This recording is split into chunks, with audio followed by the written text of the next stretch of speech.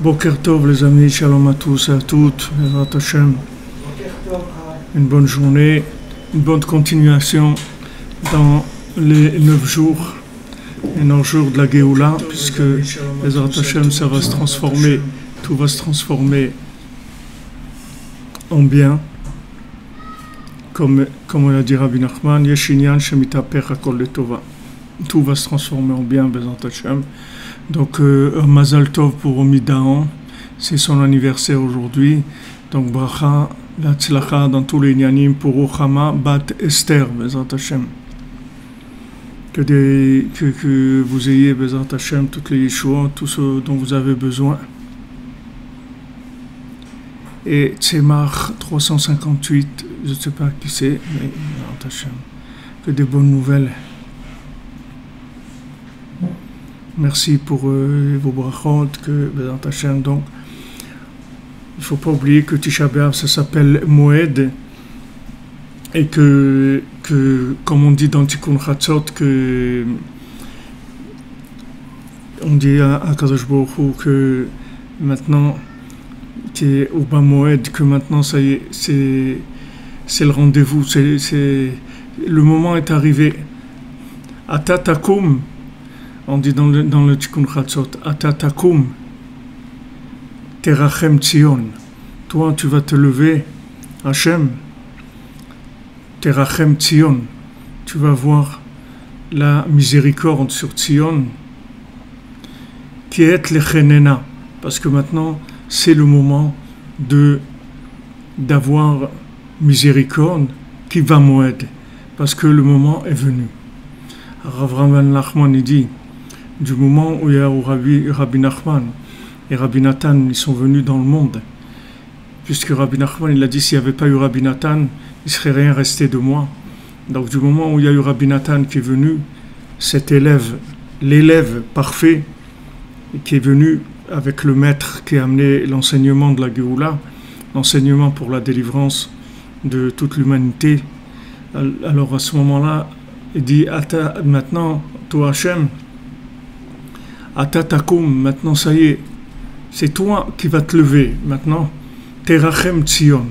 Terachem, c'est valeur numérique 648.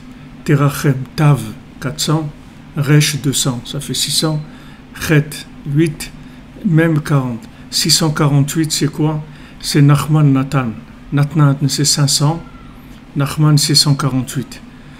Maintenant, il dit Hachem, Atatakum, Terachem Tzion. Du moment où tu as envoyé Terachem, du moment où tu as envoyé Nachman et Nathan, alors maintenant, qui est lechenena, maintenant, le moment est venu d'avoir pitié de nous, d'avoir pitié de l'humanité, c'est-à-dire d'envoyer la délivrance par la miséricorde totale. Parce que ce qu'ils sont venus enseigner, Nachman Nathan, c'est Terachem, c'est-à-dire que toi, tu n'es que miséricordieux. Alors maintenant, Atatakum, Terachem Tzion. Maintenant, ça y est, tu vas avoir pitié et tu vas amener la Géoula uniquement par miséricorde. Qui est lechenena. Parce que maintenant, le moment est arrivé pour que tu puisses avoir pitié. Pour que tu puisses avoir pitié. Le moment est arrivé. Puisqu'ils ne sont pas... Attendez, mais rien, j'ai l'impression que sur Facebook, ils ne sont pas... Sur YouTube. Ils ne sont pas en place. YouTube.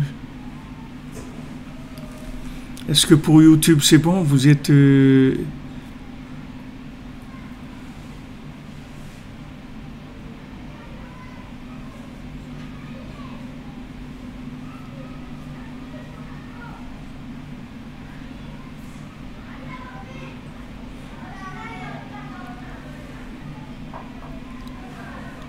Ah, c'est bon. Ouais, merci. Merci, Madame Georgin, merci. Bon, Hachem. Ok. Vous comprenez? On dit ça dans le Tikkun Chatzot. Tikkun Chatzot, on dit Atatakum, Terachem Tzion, qui est lechenena qui va moed. Ça y est, c'est venu le moment. Tu peux y aller maintenant. Maintenant, tu as envoyé Nachman et Nathan. C'est-à-dire que tu as envoyé ceux qui vont montrer que Hachem, c'est que de la miséricorde. Donc qu'est-ce que tu attends de nous? Tu attends quelque chose de nous? On veut, voilà, on est là, on attend. On attend, on est au rendez-vous. Comme il a dit le Rav de Salant, il a dit à Kadosh Baruch Hu, tu sais, il faut que tu envoies Mashiach. Parce que si tu attends trop longtemps, on ne va même pas savoir ce que c'est. Tellement on va être déphasé par l'exil. Alors, aie pitié et envoie le Mashiach. Donc aujourd'hui que Hachem il a envoyé un maître comme Rabbi Nachman et un élève comme Rabbi Nathan, l'histoire est arrivée à sa fin, Baour Hachem. C'est-à-dire qu'on a terminé. Donc il n'y a pas, vous voyez même ce Tisha B'Av, il n'y a pas, c'est une simulation parce que Tisha B'Av ça tombe Shabbat. Une fois ils ont fait du Lashon Hara sur Rabbi Nathan, ils ont été voir un Rav, ils lui ont dit, quelqu'un a dit j'ai vu Rabbi Nathan manger de la viande le jour de Tisha B'Av. Le jour de Tisha B'Av il mangeait de la viande. Et le Rav il a cru. Alors ça fait des histoires et tout. Après ils lui ont dit mais c'était Shabbat quand tu l'as vu. Tisha B'Av il tombait Shabbat. C'est pour ça qu'il mangeait de la viande, parce que c'était Shabbat. Elle lui a dit, oui, mais ça, le Rav, il ne m'a pas demandé. Moi, je lui ai dit que je l'ai vu Rabbi Nathan manger de la viande Shabbat. Et le jour de Tisha B'Av, c'est tout. Il ne m'a pas demandé est-ce que ça est tombé Shabbat ou pas. Donc, du moment où Tisha B'Av il tombe Shabbat, tout est reporté, tout est décalé. Et comme c'est écrit, quand le jugement il est décalé, alors il n'existe plus. Il disparaît.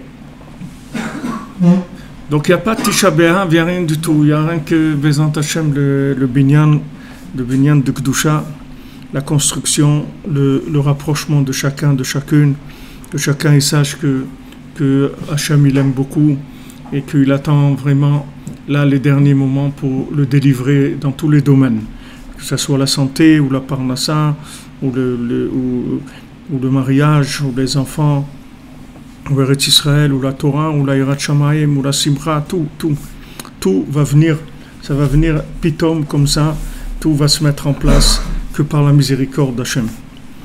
Donc on a vu hier que Martit HaShekel, Trouma l'Hachem, on a vu que de donner un demi-shekel quand on faisait le Martit HaShekel, c'est Trouma l'Hachem, c'est une Trouma pour Hachem, c'est-à-dire c'est un don pour Akadosh Baruch Hu, le Martit HaShekel. Hachem, il a dit, voilà, je veux que vous donniez un demi-shekel. Je ne veux pas que vous donniez beaucoup. Je ne veux pas que vous donniez, mais je veux que vous donniez, que vous participiez et que ce soit une trouma pour Hachem. C'est-à-dire que ce que vous donnez, vous le donnez pour Hachem. Alors ça, c'est très important, c'est-à-dire que quand on donne la tzedaka, que ce soit pour Hachem, que ça veut dire que ça soit pour Hachem, que ça soit de bon cœur d'abord, qu'on ait envie de la donner, que ça soit pas une tzedaka qu'on est forcé, on se sent pas à l'aise avec ça. Il faut qu'on ait envie de donner.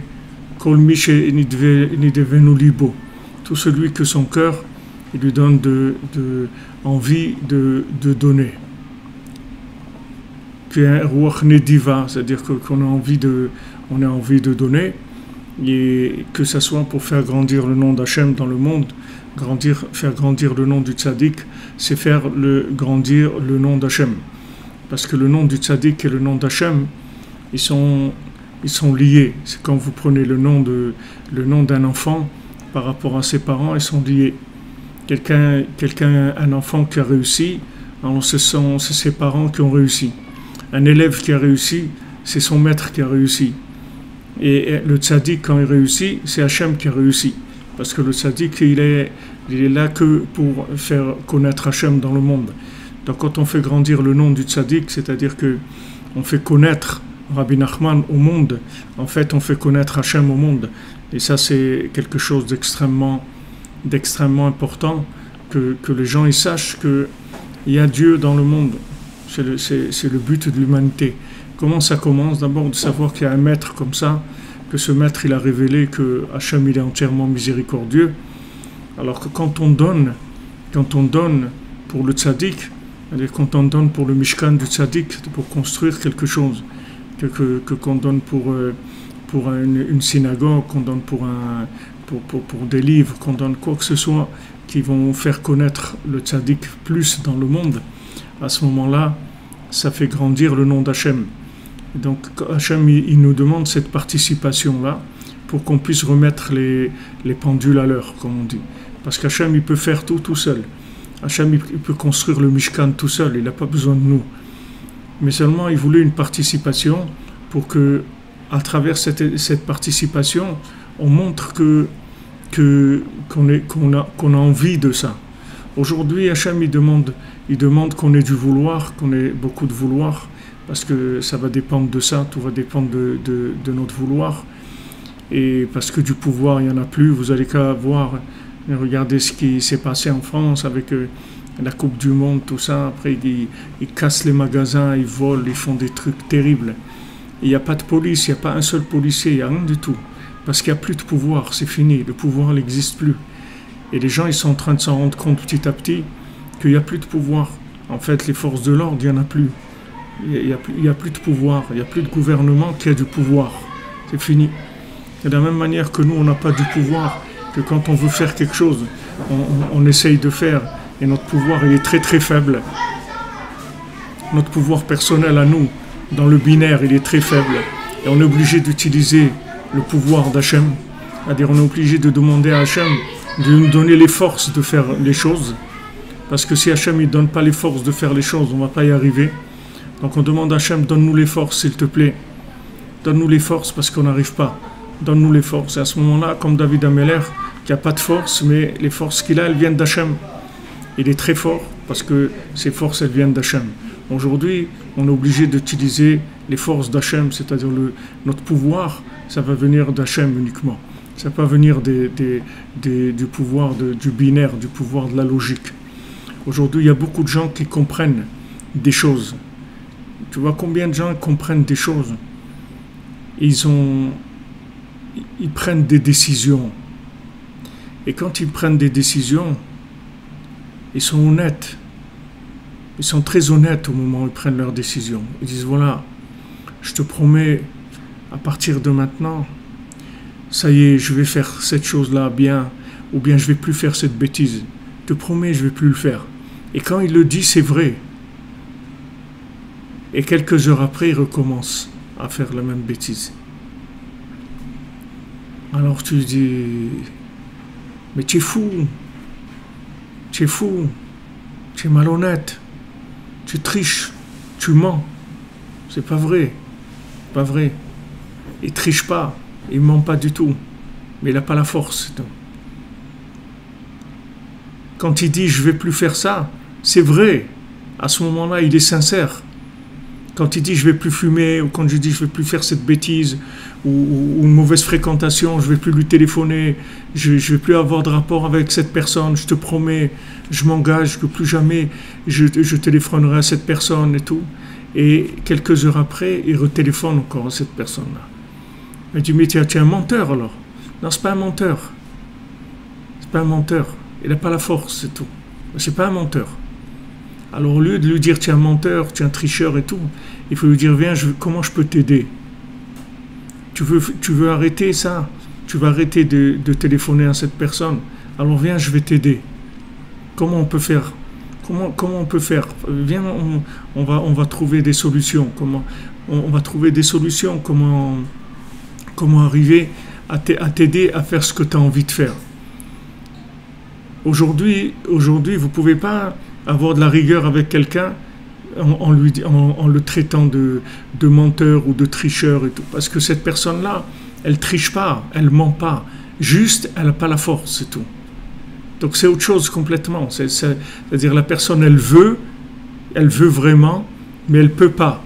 Donc il faut lui apprendre comment avoir le pouvoir. Comment avoir du pouvoir. C'est vrai que toi, tu n'as pas de pouvoir. C'est vrai. Tu as le vouloir, mais tu n'as pas de pouvoir. Mais sache que Hachem, il a le pouvoir. Le pouvoir, il appartient à Hachem. Donc maintenant, tu veux du pouvoir, demande-le à Hachem. Alors viens, on va faire ensemble une petite prière, on va l'écrire, et cette prière-là, tu vas la dire tous les jours. Tu vas dire, regarde Hachem, cette personne-là, c'est une mauvaise fréquentation pour moi. Il ne faut plus que je parle avec elle, il ne faut plus que je téléphone, etc. Donc voilà, tu vas m'aider s'il te plaît. Parce que moi je veux, mais je n'ai pas la force. Alors s'il te plaît, tu vas m'aider. Et après tu dis, oui, je suis capable de ne plus téléphoner à cette personne-là, parce que je sais que Hachem, il va me donner la force de le faire. Et tu vas voir que ça va marcher. Et tu vas voir que d'un coup, tu vas te trouver des forces pour faire des choses que tu n'arrivais pas à faire avant. Et tu dis, mais comment ça se fait? Comment ça se fait? C'est que tu as demandé le pouvoir à celui qui a le pouvoir. Et à ce moment-là, tu vas comprendre que de cette immense faiblesse que tu as, c'est ça qui va te rendre très très fort. Parce que quand tu vas trouver la source d'alimentation du pouvoir, ton pouvoir, il n'aura plus de limite. Pas le tien, celui d'Hachem. Tu vas te rendre compte que tu peux utiliser le pouvoir d'Hachem. Comme quelqu'un qui, avant, il utilisait une pile et au bout d'une heure, la pile, elle se vidait et il ne pouvait plus continuer à écouter la musique ou à faire ce qu'il faisait. Et maintenant, il a trouvé qu'il y a une prise de courant. Il suffit qu'il branche là-bas et ça marche tout le temps. Il n'y a aucun problème, ça ne s'arrête jamais. Une fois que tu vas trouver la source d'alimentation, tu vas voir que c'est extraordinaire, que tu peux tout demander à Hachem. Non seulement ça, mais c'est la seule chose qu'Hachem te demande. Hachem ne te demande rien d'autre. Il y avait une fois dans une ville quelqu'un qui était vraiment peu recommandable et mamache quelqu'un qui faisait des grosses bêtises. Alors la communauté, ils l'ont averti, ils lui ont dit regarde, tu ne peux pas rester parmi nous si jamais tu continues à faire des bêtises comme ça, etc. Donc on te demande de te reprendre et de faire ce qu'il y a à faire, de pas... Bon, ok, alors il a dit d'accord et tout, et voilà, il continue à faire les mêmes bêtises. Alors ils ont décidé de l'expulser de la communauté, de le renvoyer dans une autre ville. Alors quand ils ont pris cette décision, la nuit, Hachem est venu en rêve au chef de la communauté, il lui a dit regarde, cet homme-là, ne le touchez pas, laissez-le tranquille. Parce que cet homme-là, tu sais pas qui c'est. Alors il dit voilà, tu vas aller la nuit, tu vas aller au cimetière la nuit et tu vas aller voir qui c'est cet homme-là. Et qu'est-ce qu'il faisait cet homme-là? Quand au milieu de la nuit, il allait au cimetière. Et là-bas, il prenait une chaîne et il s'étranglait avec cette chaîne et il hurlait vers Hachem et disait Hachem, sauve-moi du mal qui est en moi, sauve-moi de cette démence qui me prend tout le temps, sauve-moi de ça, je t'en supplie, je veux plus ça, je veux plus recommencer ça, sauve-moi. Et cette personne-là, elle faisait ça tous les soirs et tous les jours elle recommençait à faire les bêtises, mais toutes les nuits elle faisait ça. Et Hachem il dit ce plaisir-là qui me donne cette personne-là, tu peux pas me l'enlever. Tu crois que tu vas le renvoyer de la communauté? Tu crois que tu as résolu le problème? Pas du tout. Moi, j'ai du plaisir parce que cet homme-là, il vient vers moi et il s'appuie sur moi complètement. Et il n'a rien d'autre comme espoir que moi, je vais lui donner la force de pouvoir résister et de pouvoir se prendre en main et faire ce qu'il a à faire. Donc, quand on dit maintenant, Atatakum terachem tzion, maintenant Hachem, et pitié de nous, ça veut dire que maintenant, ok, on s'est rendu compte qu'on est incapable, on n'a pas le pouvoir, on a besoin de toi. Mais s'il te plaît, donne-nous le pouvoir. Donne-nous le pouvoir. Donc maintenant, on ne peut pas juger quelqu'un parce qu'il a une faiblesse. Parce que tout le monde est faible aujourd'hui. N'importe qui est faible. Il y a des gens qui ont des points forts, mais tout le monde a des faiblesses. Et alors maintenant, chacun qui va juger l'autre, on va lui dire qu'est-ce que tu juges l'autre? Pourquoi toi t'es parfait? Tu n'es pas parfait. Donc toi aussi tu as des problèmes. Donc chacun a des problèmes. Donc qu'est-ce qu'on va dire? Celui-là il a un problème comme ça, et moi j'ai un problème comme ça, et l'autre il a un problème. Donc on est tous, comme on dit, on est tous pas reluisants. Donc ce qu'il faut, c'est qu'on attire la miséricorde d'Hachem. Et comment on va attirer la miséricorde d'Hachem? Par le fait qu'on dit, si cette personne-là, elle n'arrive pas, Ça veut dire que la pauvre, elle a des difficultés dans ce domaine. Donc je vais prier pour elle, je vais lui demander son nom, je vais prier pour elle. Et si c'est quelqu'un de proche qui peut m'écouter, je dis viens, je vais t'aider. Viens, je vais t'aider. Je vais être avec toi, je vais rester avec toi, je vais te faire comme du coach, comme ça, être avec toi pour t'aider. Il y a des organismes comme ça où les gens ils sont dans l'addiction dans certains domaines et ils créent des groupes pour se renforcer et ils se mettent en contact et ils s'aident les uns les autres. C'est-à-dire, ils disent voilà, quand tu as envie de faire telle bêtise et tout, il faut que tu t'engages, que tu me téléphones avant. Il faut que tu me téléphones. Il faut pas. Alors, ils s'engagent les uns par rapport aux autres. Ils s'appellent pour vérifier comment ça va, et trucs et tout. Ils s'engagent et les uns, ils aident les autres. Et ces gens-là, ils se connaissent pas. Ils n'ont pas cette honte-là que quelqu'un il sait pas qui c'est. C'est juste des contacts téléphoniques. Et il y a des organismes comme ça dans le monde qui sont des organismes gratuits. C'est pas payant, c'est gratuit. Et les gens, ils s'entraident comme ça. C'est comme des garde-fous. Ils disent voilà, regarde, je sais pas, moi j'arrive pas, alors tu vas m'aider. Et l'autre il dit moi aussi j'étais comme ça et moi aussi j'avais ce problème. Et c'est comme ça qu'on s'en est sorti. Chacun il doit trouver des conseils comment arriver à se reprendre. S'il n'a pas lui la force, il y a d'autres qui vont l'aider, qui ont la force pour lui. Mais surtout, il faut avoir confiance en lui. Ça c'est au-dessus de tout. Au-dessus de tout, il faut avoir confiance dans la personne. Confiance dans la personne qu'elle est honnête. C'est pas parce qu'elle n'arrive pas à faire la chose qu'elle est malhonnête. Elle est honnête. Elle est honnête. Elle veut vraiment. Seulement, elle n'arrive pas. Donc, comment tu vas faire? D'abord, tu vas avoir confiance en elle. Tu vas avoir de la miséricorde pour elle. Tu vas prier pour elle. Tu vas l'aider. Et tu vas lui dire, regarde, moi, je suis là pour t'aider. Moi, je suis là pour t'aider. Je ne suis pas là pour te juger, t'expulser. Je suis là pour t'aider, au contraire. Alors, viens. Ensemble, on va essayer de progresser et on va faire déjà, et on va écrire une prière que tu vas répéter tous les jours et que tu vas te persuader que tu peux y arriver. Tu vas te persuader que tu peux y arriver parce que, pourquoi? C'est pas du coach intellectuel que tu vas te dire ouais je vais arriver, je vais fixer la chose. Non, tu vas avoir le coach, il n'est pas intellectuel. Le coach il est avec la Emunah, c'est-à-dire que oui, je sais qu'Hachem il peut m'aider. Je sais qu'Hachem c'est une source de pouvoir illimitée. Et si maintenant je reconnais que moi j'ai pas le pouvoir, mais que Hachem il a tous les pouvoirs, ça c'est Mashiach. C'est ça l'esprit messianique, c'est ça l'esprit de David Ameller. Moi, je n'ai pas de pouvoir, mais Hachem, il a tous les pouvoirs. Hachem, il a tous les pouvoirs. Quand j'ai un souci, un problème, j'ai besoin de quelque chose. Voilà, j'ai l'Aïd Bodedout, j'ai Tikkun Chatzot, j'ai les psaumes, j'ai l'écouté de Philot, j'ai le Kotel, j'ai Ouman, j'ai quelque chose, je veux résoudre, je vais chez les tzadikim, je demande de l'aide. Demande de l'aide, aidez-moi, j'ai besoin d'aide. J'ai besoin d'aide, j'arrive pas tout seul.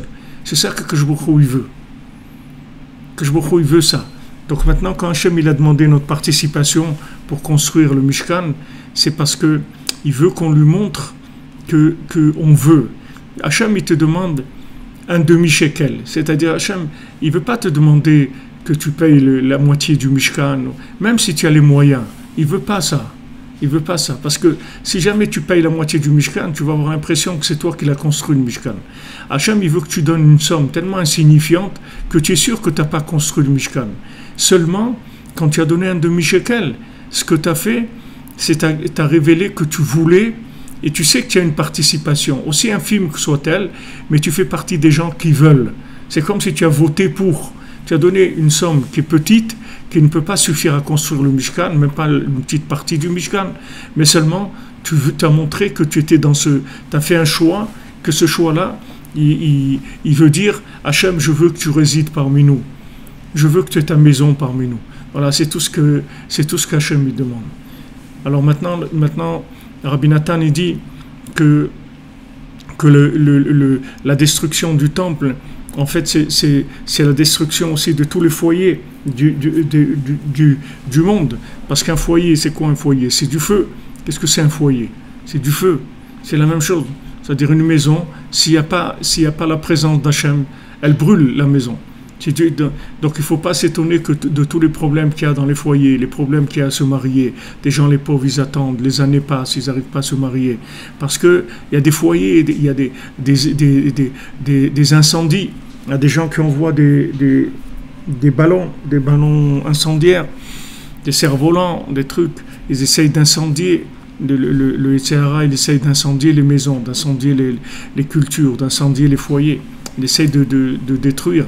Alors la reconstruction du temple, en fait, quand vous vous levez à minuit et vous demandez la reconstruction du temple, c'est votre propre reconstruction que vous demandez. Parce que votre reconstruction à vous, elle dépend de la reconstruction du temple et vice-versa. La reconstruction du temple, elle dépend de votre reconstruction à vous. Alors, chacun, il faut qu'il ait pitié de lui-même. Il connaît pitié chacun de nous-mêmes, qu'on dise, regarde Hachem, c'est quand même pas beau là où je suis, j'aimerais tellement arriver là où, avoir pitié de soi-même, de vouloir progresser. La rima matkala l'Hachem, idbar l'achlia atzmo et la kdusha beprinat martzita shekel trouma l'Hachem. Que chacun il fasse les bons choix. Ils disent à Hachem, voilà, moi je choisis ça. Rabbi Nachman il dit, peu importe ce qui se passe avec toi, peu importe ce qui se passe avec toi,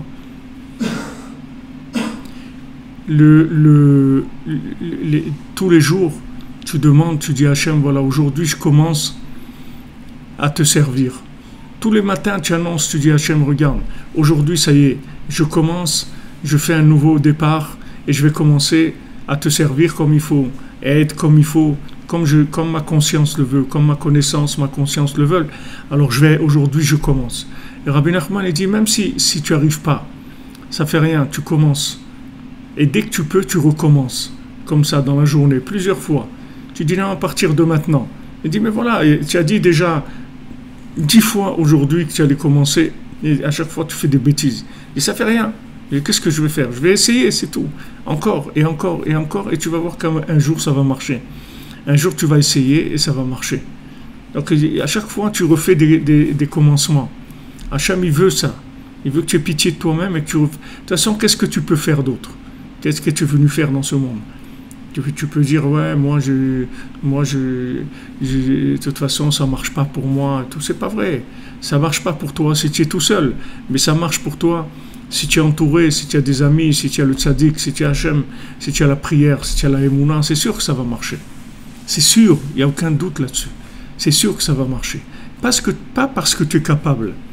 Parce que tu t'es rendu compte que tu es incapable et que maintenant, tu oublies d'aller chercher de l'aide. Et quand tu vas chercher de l'aide chez Hachem, tous les pouvoirs sont là. Toute la réussite est là. Tu peux tout réussir avec le pouvoir d'Hachem, tout. Avec le tien, non. Mais avec le sien, tu peux tout réussir. Mais pour que tu commences à utiliser le sien, il faut que tu te rends compte que le tien, il ne marche pas. Tant que tu ne te rends pas compte, tu crois que tu peux bricoler, que tu peux rafistoler, trucs, ça ne va pas marcher. Mais le jour où tu te rends compte qu'il n'y a pas de bricolage, il n'y a pas de rafistolage, ça ne marche pas, c'est tout. Ça ne marche pas, maître du monde, ça fait des centaines de fois que j'essaye, ça ne marche pas. Donc si tu ne m'aides pas, il ne va rien se passer parce que ça ne marche pas. Alors à ce moment-là, ça change. C'est une autre façon de vivre complètement. Tu vas te connecter sur le pouvoir divin et là, il n'y a plus de limite. Donc, Ata Takum, Hachem, c'est toi qui vas te lever. Terachem, maintenant tu as voyé Nachman Natan, maintenant Terachem, ça y est, maintenant voilà. On est d'accord, on reconnaît notre incapacité, on signe un pacte de reconnaissance de notre incapacité et d'acceptation que tous les pouvoirs viennent de toi. Voilà, on le signe et on attend que tu interviennes pour nous. Nous, on ne peut rien faire. Nous, on ne peut rien faire. On ne peut rien faire du tout. On t'annonce la couleur. La seule chose qu'on peut faire, c'est Martzita Shekel. Un petit truc de rien. Que c'est Martzita Shekel. Quelqu'un, il veut construire le Mishkan. Le Mishkan, il coûte 2 millions d'euros. Il dit, bon, alors viens, je te donne un demi-euro. Il dit, mais attends, qu'est-ce que je vais faire avec un demi-euro?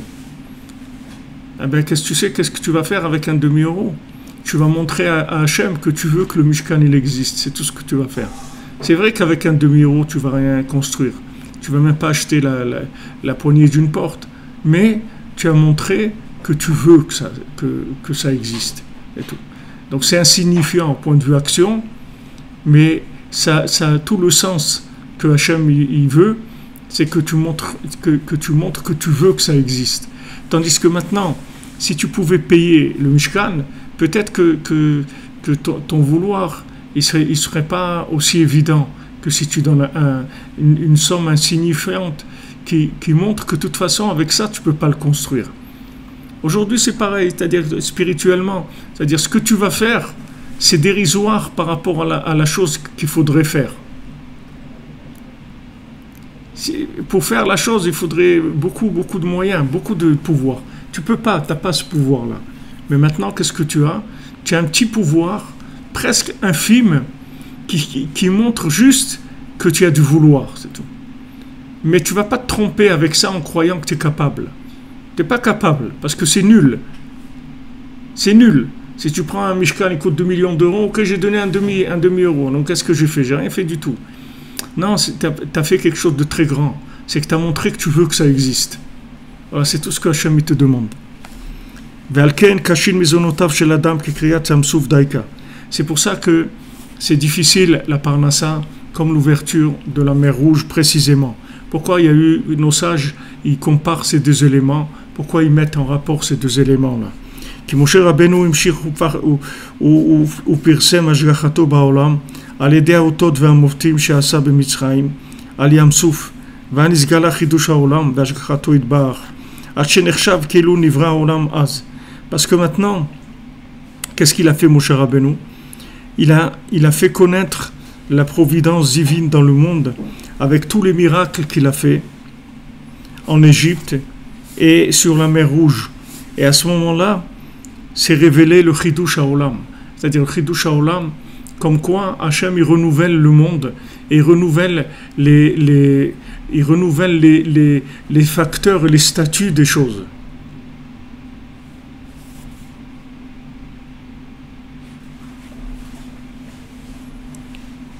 Il a changé le statut des choses. Il a dit voilà, l'eau ça peut devenir du sang. Les sauterelles ça peut faire ça. Les grenouilles elles peuvent faire ça. Hachem il a changé le fonctionnement logique des éléments. Ça c'est Emunat Chidush HaOlam, c'est-à-dire que maintenant, quand Hachem il te dit voilà, de l'eau, tu crois que c'est de l'eau? Oui, tu crois que ça va toujours être de l'eau? Ben non, voilà, ça devient du sang en une seconde. Tu vois des grenouilles, à un moment elles sont dans l'eau. Et ben non, elles vont sortir de l'eau, elles vont rentrer partout, même dans le ventre de Paro, partout elles vont être, les grenouilles. Donc Hachem, il change le système, la logique du système. Donc mon cher Rabbeinu, c'est ça qu'il a amené principalement dans le monde.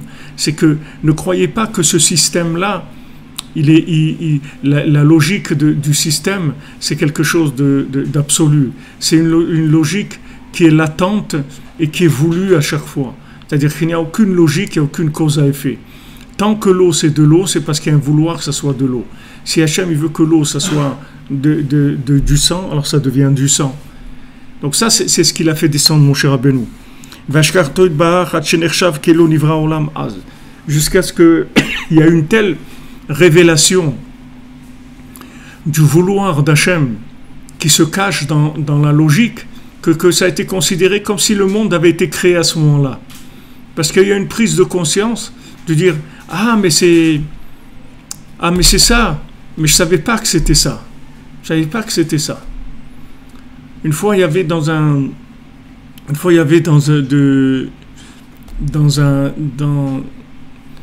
à l'époque du Baal Shem Tov, il y avait quelqu'un, il jouait, il faisait de la musique dans les mariages. Il jouait du tambour dans les mariages. Et il était aveugle. Et tout le monde le prenait pour le mariage et il faisait de la musique, etc. Et quand il a vieilli, il est tombé malade. Il était agonisant, il était à la fin. Alors il a dit aux gens qui étaient autour de lui, il a dit, vous croyez que je suis aveugle? Mais je ne suis pas aveugle. Seulement, j'avais peur dans le mariage de regarder des choses qui ne sont pas bien. Donc j'ai fait l'aveugle, j'ai fermé mes yeux et joué l'aveugle toute ma vie pour éviter d'avoir des choses, de voir des choses qui ne sont pas bien. Ça, c'est un maasé qu'il y avait à l'époque du Baal Shem Tov. Il y avait un autre maasé aussi de quelqu'un qui était riche et il était très radin. Et les gens sont venus lui demander de la tzedaka et il disait non, je ne vous donne pas. Je ne donne rien, moi. Dégagez, etc. Il ne donnait pas de la tzedaka. Et les gens étaient très en colère sur lui parce qu'ils savaient qu'il était très riche. Et il ne voulait pas donner la tzedaka. Donc quand il est décédé, il ne voulait même pas l'enterrer comme il faut et tout. Il voulait l'enterrer en dehors du cimetière, dans un champ comme ça. Et il y a quelqu'un qui est venu qui a dit non, enterrez-le, le pauvre et tout quand même. Et bon, il arrivait à les calmer et l'ont enterré comme il faut. Alors le lendemain, les gens ils sont venus à la soupe populaire pour demander à manger et tout. Le lendemain que ce monsieur il est mort, et ils ont dit on n'a plus. Parce que tout celui qui donnait la tzedaka pour toute la ville, c'est ce monsieur-là qui fêtait radin, c'est lui qui donnait tout. Seulement, il ne voulait pas que les gens ils sachent que c'est lui qui donnait. Donc, il faisait le radin, comme quoi il ne donnait rien du tout. Mais en fait, c'est lui qui donnait toute la tzedaka de la ville. Alors, le Baal Shem Tov, il a dit, ces deux personnes-là, celui qui jouait l'aveugle et celui qui jouait le radin, ces deux-là, c'est des niveaux très élevés des gens d'un niveau très très élevé qui ont fait des choses très très élevées. C'est-à-dire que apparemment ils ont montré qu'ils étaient comme ça, mais d'un autre côté ils étaient très très engagés avec Hachem, mais ils voulaient que ça soit pur. Ils voulaient que leur engagement il soit entièrement pur. C'est-à-dire quelque chose qu'on ne peut pas imaginer derrière ça. Alors c'est le principe de la logique qui trompe. C'est-à-dire vous voyez des gens, vous avez l'impression dans leur comportement qu'ils ont des problèmes, etc. Mais vous ne savez pas, ces gens-là, combien leur mauvais comportement il les dérange, et combien ils demandent à Hachem, et combien ils essayent de trouver des conseils pour essayer de se sortir de leur mauvais comportement. Ça, vous ne le savez pas. Donc vous ne pouvez pas juger quelqu'un parce que vous voyez qu'il fait des choses pas bien. Vous ne savez pas combien ça le dérange, ce qu'il fait de pas bien. Vous croyez que c'est quelqu'un qui fait des bêtises.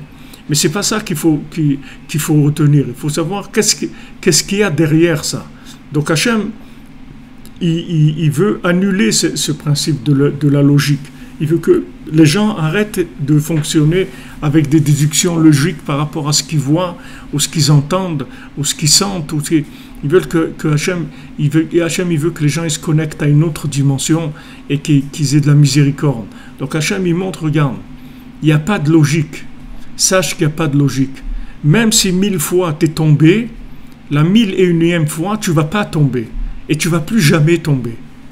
Il faut que tu saches que ça peut changer d'un coup, en une seconde, sans aucune raison logique, rien. Tu ne vas pas voir arriver la chose, du tout. Pitom comme ça. Pourquoi ça s'appelle Ketzaplaot, la fin des merveilles? La fin des merveilles. Aujourd'hui, on est dans le Ketzaplaot, c'est-à-dire c'est des merveilles. C'est des choses qui sont incompréhensibles. Voilà, maintenant, vous avez des gens, ils attaquent avec des cerfs-volants. On n'a jamais vu ça dans le monde. Ça n'a jamais existé, la guerre des cerfs-volants.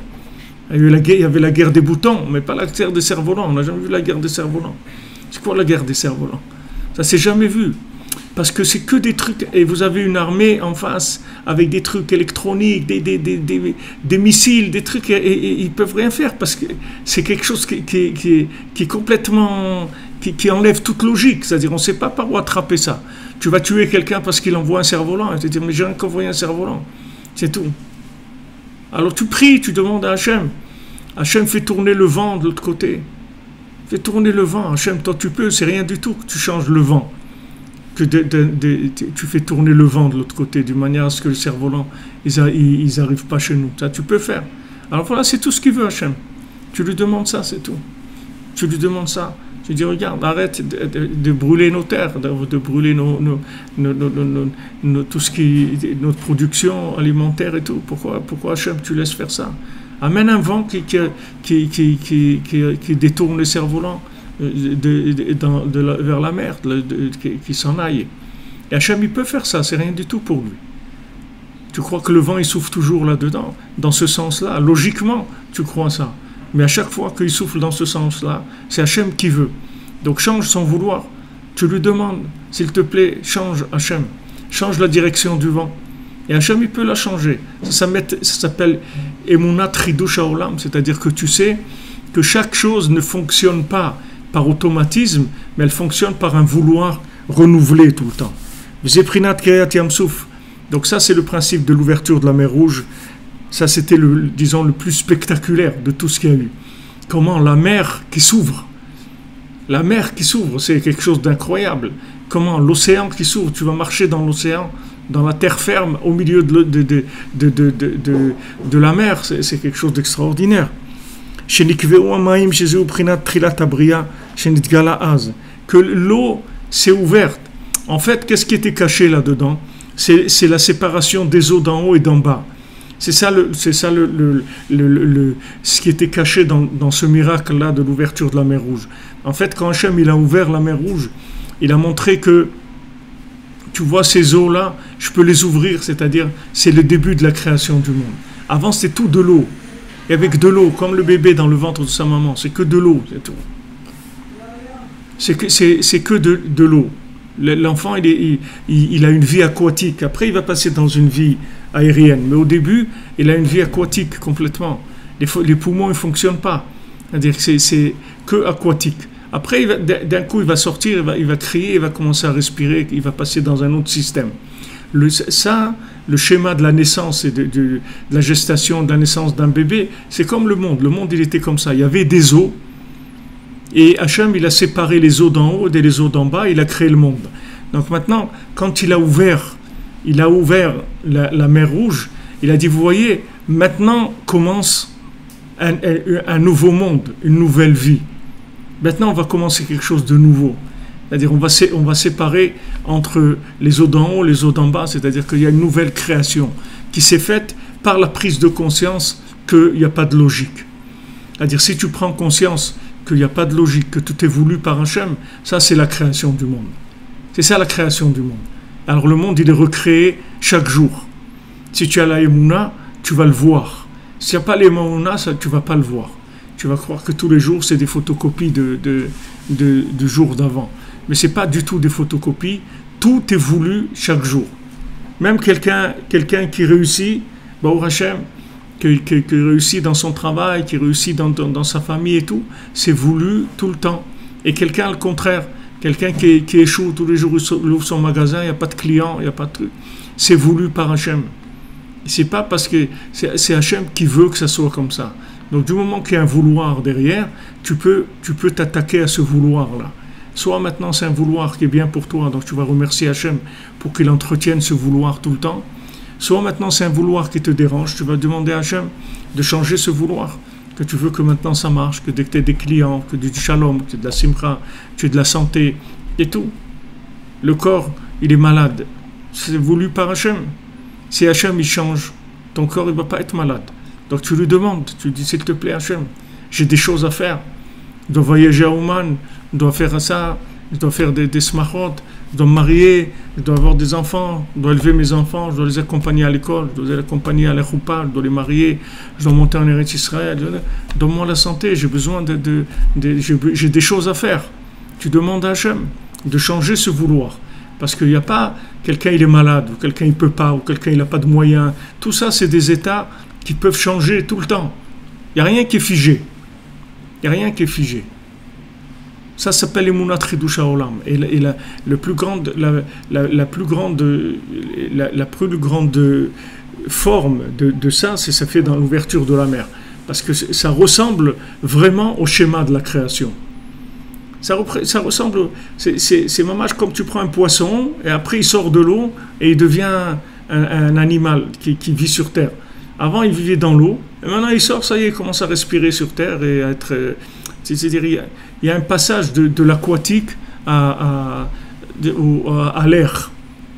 Ça c'est la création du monde. Donc ça c'est matérialisé dans l'ouverture de la mer Rouge. Qui bitrilat abria et la shemidbar ben maim le maim. Parce que au début de la création, il a fait une séparation entre les eaux d'en haut, ben maim ailionim, le maim tartonim, avec les eaux d'en bas. Shem prinat kodem abria ve'achar abria. Les eaux d'en haut, ça veut dire avant la création. Et les eaux d'en bas, c'est après la création. C'est pour ça que c'est bien d'aller au mikvé Parce que quand tu vas au mikvé, tu retournes dans les eaux d'avant la création. Tu retournes dans les eaux où tu étais dans le ventre de ta maman. Et quand tu es dans les eaux du ventre de ta maman, tu vois tout le monde entier, tu vois toute la Torah, tu vois tout, on t'apprend tout. Quand tu es dans le système aquatique, dans le ventre de ta maman, tu vois tout, d'un bout du monde à l'autre. Tu vois tout ce qu'il y a, tu apprends toute la Torah, tu sais tout. Après, quand tu sors dans le centre aéré, tu commences à aller au centre aéré, alors c'est fini. Tu oublies tout ce qu'il y a eu, etc. Maintenant, si tu veux te recommémorer cette mémoire-là, cette mémoire aquatique, alors tu retournes dans l'eau, tu retournes dans le mikvé. Tu vas te tremper dans le mikvé, et quand tu te trempes dans le mikvé, tu retournes dans ces eaux-là d'avant la création. Alors que la vie de tous les jours, on est dans les eaux d'après la création. Quand tu retournes, tu te reconnectes dans ces eaux d'avant la création. C'est pour ça que maman elle va au mikvé et après elle va enfanter. Parce que ça vient de là. Pourquoi elle va au mikvé? Pourquoi Hachem il a dit voilà, une femme elle doit aller au mikvé et après elle va avoir après Bezrat Hachem des enfants. Pourquoi? Parce que cette naissance là, elle doit avoir un rapport avec les eaux d'avant la création. Ça ne doit pas une naissance post-création. Ça doit être une naissance d'avant la création. Que cet enfant, il va être conçu dans un état d'esprit d'avant la création. Et ça va lui donner une force de connexion, une force spirituelle dans sa vie.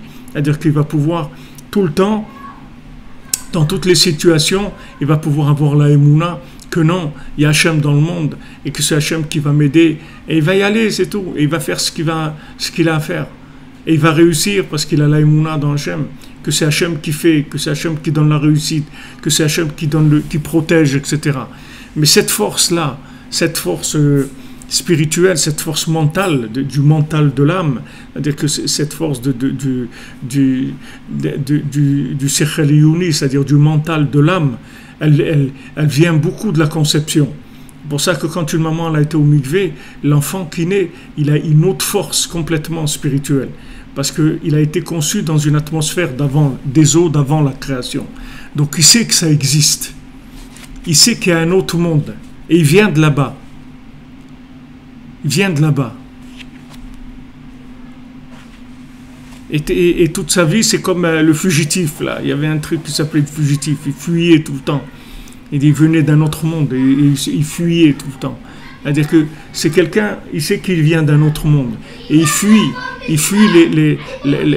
les handicaps de la matière. Il fuit les pièges de la matière, les pièges de la logique. Il fuit ça en permanence parce qu'il a la force, puisqu'il est attaché à un autre monde. Il a la conception d'un autre monde. Il a la conscience de l'autre monde. Donc ça l'aide. Ça l'aide à chaque fois qu'il y a quelque chose de matériel, il ne tombe pas dans le panneau. Il prend dans le matériel ce qui est connectable. Ce qui n'est pas connectable, il le jette. Ça ne l'intéresse pas. Il va faire les bons choix. Ça va l'aider à faire les bons choix. C'est-à-dire que maintenant, tu vas comprendre que Béhémet à Kol Echad, que Béhémet, tout est un. C'est-à-dire l'avant-création et la pré-création, en fait, c'est la même chose.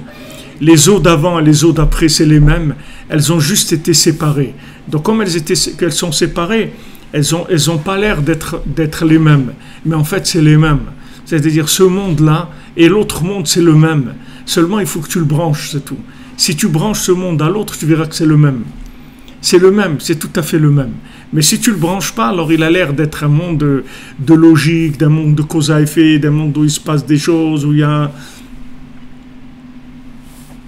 Tu crois que ce monde-là, il est séparé, il est autonome, voilà, il y a celui-là, il y a l'Iran qui fait ça, il y a le truc, il y a celui-là, il y a la Coupe du Monde, il y a Macron, il y a Trump, il y a Poutine, il y a ça. Et vas-y, tout ça, tu crois que c'est un truc où il y a des gens qui peuvent décider, qui peuvent faire... Il n'y a rien.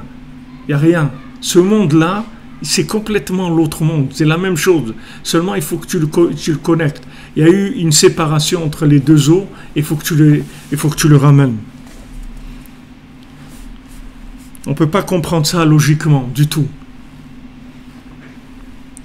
וזה הרע משה. בפסוק ויקבעו המים, זה ça qu'on parle? Ouais. זה עוד לפני החטא. Ouais.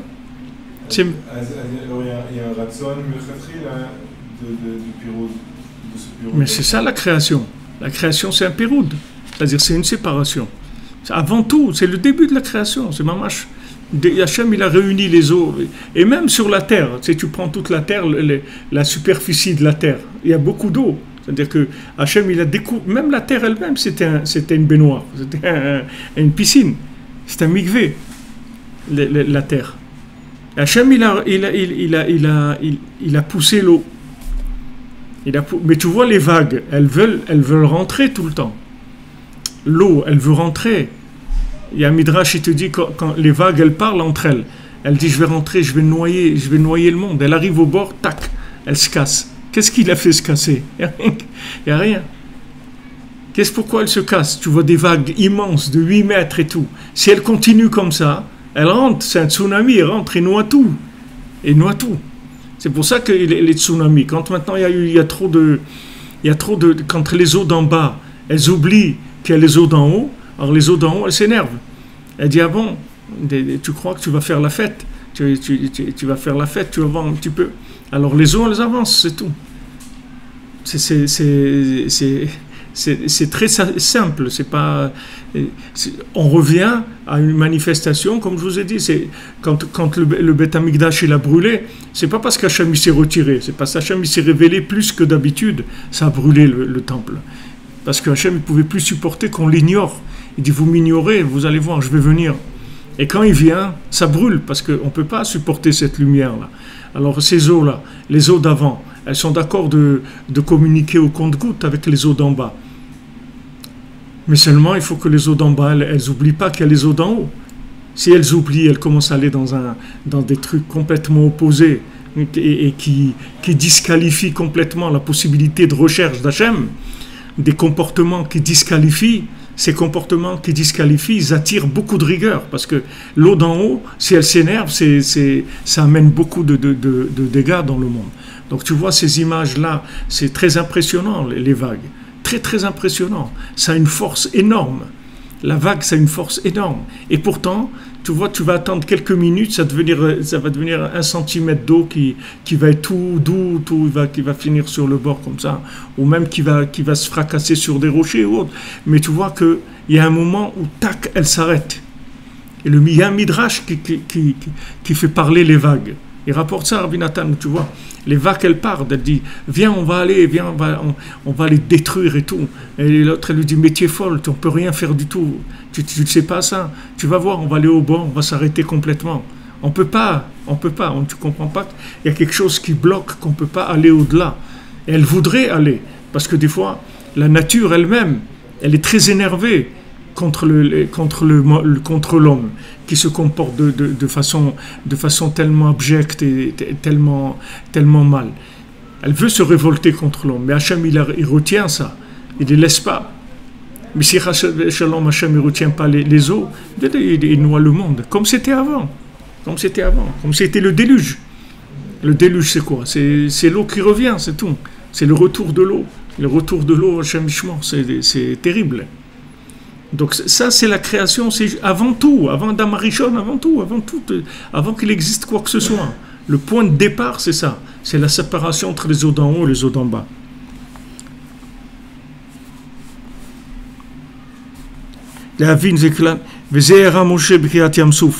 Et ça il a montré Moshe Rabbeinu quand il a ouvert la mer.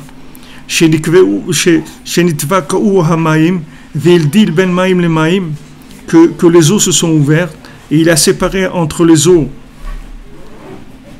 et les eaux. Et il a transformé la mer, l'océan, en terre sèche. Après il a tendu sa main. Et après il a ramené l'eau, ce qui était sec en eau. Et à ce moment-là, les Égyptiens, ils se sont noyés. Et il a montré avec ça que sachez que l'eau, la mer et la terre ferme, c'est une seule chose. C'est-à-dire la terre ferme, c'est quoi? c'est les eaux d'en haut qui se sont retirées pour laisser la terre ferme. Alors sache que cette terre ferme-là, c'est un vouloir permanent, que c'est exactement comme l'eau qui revient. C'est-à-dire que si maintenant tu fais la volonté d'Hachem, et ça s'ouvre, il y a la terre ferme, c'est-à-dire que tu peux aller sur la terre, tu peux faire des choses, etc. Mais si maintenant il y a des problèmes de refus de l'existence des eaux supérieures, alors les eaux supérieures, elles peuvent recouvrir la terre. Yamin ou smol, c'est-à-dire la gauche et la droite, c'est une seule chose. C'est-à-dire la gauche, elle est complètement inclue dans la droite. Il n'y a pas Esav et Yaakov. Esav, il est complètement inclus dans Yaakov. Kodem Abriya, Vachar Abriya, Vachayot Ratso Vashov. Bon, ça, Bezat Hashem, on continuera demain. Be'atzlacha, bonne journée. Bezat Hashem, ça va venir. Tout le monde aura le mérite, Bezat Hashem, d'aller au mikvé, de faire ce qu'il y a à faire pour le Ratson Hashem. Et c'est toujours pareil, quand on n'arrive pas à faire quelque chose, quand on n'arrive pas soi-même à faire quelque chose, alors on se connecte sur un mouvement qui fait cette chose-là. Je vous avais raconté qu'à Ouman, il y avait quelqu'un qui faisait partie de ces bandes là, des bandits là qui tuaient des gens, un juif qui était dans ces bandits là, et quand il était dans ces bandes, il a tué des gens. Et après, il a voulu faire tchouva. Et quand il a voulu faire tchouva, alors Rav Yitzhak qui lui a dit, regarde, maintenant c'est le communisme, on n'a pas de mikvé à Ouman. Les gens ne peuvent pas aller, les femmes ne peuvent pas aller au mikvé et tout, ils devaient aller, je ne sais pas à combien de kilomètres, où il y a un truc d'eau et tout. Alors il lui a dit, construis un mikvé, avec ça tu vas réparer tout ce que tu as tué des gens, maintenant tu vas faire vivre des gens, tu vas permettre à des gens de naître. Et c'est comme ça qu'il a réparé. Il y a toujours une possibilité de réaliser les choses. Il faut les réaliser dans le domaine où si on n'arrive pas nous-mêmes à faire quelque chose, alors on se connecte sur la chose de manière à ce qu'on ait part à cette chose-là. Bon, Hachem, il y a toujours une possibilité de faire la chose à travers une autre forme que la forme où on doit faire nous-mêmes. Be'atzlacha, une bonne santé, une belle journée, avec beaucoup de joie, beaucoup de réussite.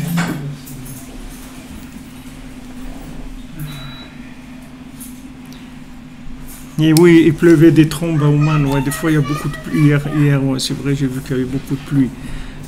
Merci les amis d'être là. Merci de votre soutien, de votre présence. Et on construit. Chaque jour, on construit. Vous allez voir. Ça va marcher, ne vous faites pas de soucis. On a des garanties que ça va marcher. On est sûr que ça va marcher, Bezat Hashem. Pour chacun, pour chacune, pour toute l'humanité, ça va marcher.